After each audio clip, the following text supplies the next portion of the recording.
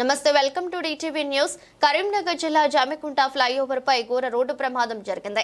Electric bike పై వెళ్తున్న Puramshetti Tirupati DCM van overtake చేయబోయి అదుపు తప్పి పడిపోగా వ్యాన్ వెనుక టైరు కింద పడటంతో తల పగిలి అక్కడికక్కడే మృతి చెందారు. ఘటనా స్థలానికి చేరుకున్న పోలీసులు డీసీఎం ను డ్రైవర్ ని అదుపులోకి తీసుకున్నారు.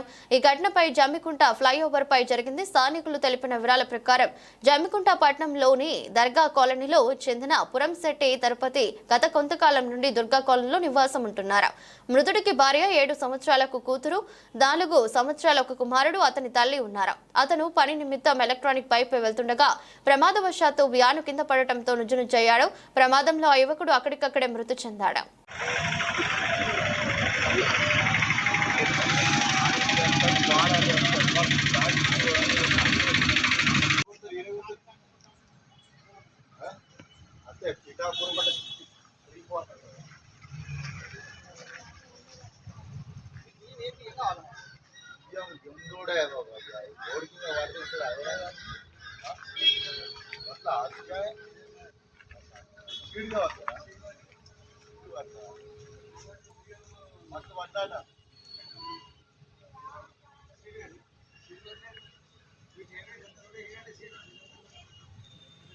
ఈరోజు జమ్మగూడ పట్టణంలో మన ఫ్లైఓవర్ పైకి వెళ్తున్న టైంలో బస్టాండ్కి వస్తున్న క్రమంలో డీసీఎం వ్యాను మరియు ఒక ఎలక్ట్రికల్ స్కూటీలో ఒక యాక్సిడెంట్ జరిగింది. ఫ్యాటల్ యాక్సిడెంట్ జరిగింది. ఈ యాక్సిడెంట్లో తల భాగము మరియు శరీర భాగాలు మొత్తం కూడా బయటికి రావడం జరిగింది. ఇది చాలా హీనమైన యాక్సిడెంట్ జరిగింది. మనం ఎన్నిసార్లు పదే ఎన్ని ఛాలెంజ్ ఇచ్చినా, ఎన్ని అవేర్నెస్ ప్రోగ్రామ్స్ కండక్ట్ చేసినా, ప్రతిసారి తీసుకొచ్చేసి మనం వార్నింగ్ ఇచ్చినా కూడా చాలామంది హెల్మెట్ ధరించడం అనేది మర్చిపోతున్నారు.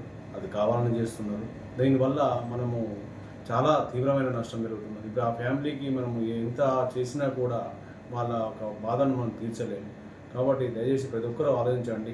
ఇప్పుడు పోలీసులు మిమ్మల్ని ఏదో తీసుకొచ్చేసి అవేర్నెస్ పెట్టినప్పుడు, పోలీస్ స్టేషన్లో మొదలు పెట్టి వేసినప్పుడు మీరు అప్పటికప్పటికి తాత్కాలికంగా బాధపడవచ్చు, కానీ అది మీ ప్రాణాలను కాపాడుతున్న విషయం మీరు మర్చిపోతున్నారు. కాబట్టి మీరు ఎక్కడ వేసినా దయచేసి 2 వీలర్స్ అయినా హెల్మెట్స్ కంపల్సరీ ధరించండి. 4 వీలర్స్ అయితే సీట్ బెల్ట్ కంపల్సరీ ధరించండి. మనకు ప్రమాదాలు అనేది చెప్పి రావు. ఇది చాలా చిన్న ఇన్సిడెంట్. చాలా సింపుల్గా మనము చేసి డీసీఎం వ్యాను చాలా స్లోగా వెళ్తున్న దాన్ని ఓవర్టేక్ చేద్దామన్న ఉద్దేశంతో మనం కొంచెం అజాగ్రత్తగా ముందు మన వస్తువులు కూడా మనం జాగ్రత్తగా ఉన్నాయా లేవో చూసుకోవాలి. ఒక చిన్న ఫెన్సింగ్ వైర్ తగలడం వల్ల ప్రమాదవశాత్తు ఒక ప్రాణాన్ని కోల్పోవాల్సి వచ్చింది. కాబట్టి ప్రతి ఒక్కరు కూడా బయటికి వెళ్ళినప్పుడు ఇది మన దగ్గరే కదా, ఇక్కడే కదా అని అనుకోకుండా ప్రతి ఒక్కరు కూడా హెల్మెట్ ధరించండి. మన ప్రాణాలను మనం కాపాడుకోవాలని చెప్పి ఇప్పుడు సమ్మర్ వస్తుంది.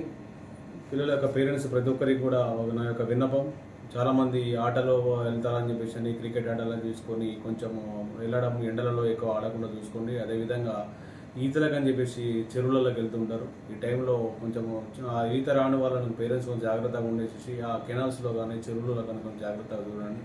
చెరువులో చాలా ఇన్సిడెంట్ జరుగుతున్నాయి. అదేవిధంగా మైనర్ పిల్లలకి 18 ఇయర్స్ రాకముందుకి మన పేరెంట్సే చాలామంది బండ్లు ఇచ్చేసి ఆ వస్తువులు తీసుకురా, ఇది వస్తువులు తీసుకురా అని చెప్పేసి పేరెంట్స్కి బైకులు ఇచ్చేసుకొని వాళ్ళ హ్యాపీగా ఏదో గౌరవంగా ఫీల్ అవుతున్నారు. కానీ వాళ్ళకు డ్రైవింగ్ లేని వాళ్ళకి ఎవరైనా ఇచ్చేసి చాలా యాక్సిడెంట్ జరుగుతున్నాయి.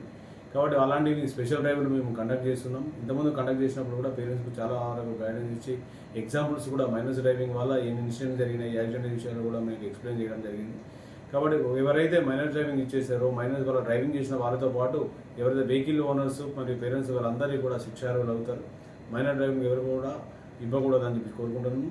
ఇదే విధంగా ప్రతి ఒక్కరు కూడా బయటికి వెళ్ళినప్పుడు హెల్మెట్ ధరించాలి, డ్రైవింగ్ లైసెన్స్ తీసుకోవాలి. ప్రతి ఒక్కరు కూడా జర్నీ చేసినప్పుడు వాళ్ళ యొక్క రూల్స్ అండ్ రెగ్యులేషన్స్ పాటించాలి.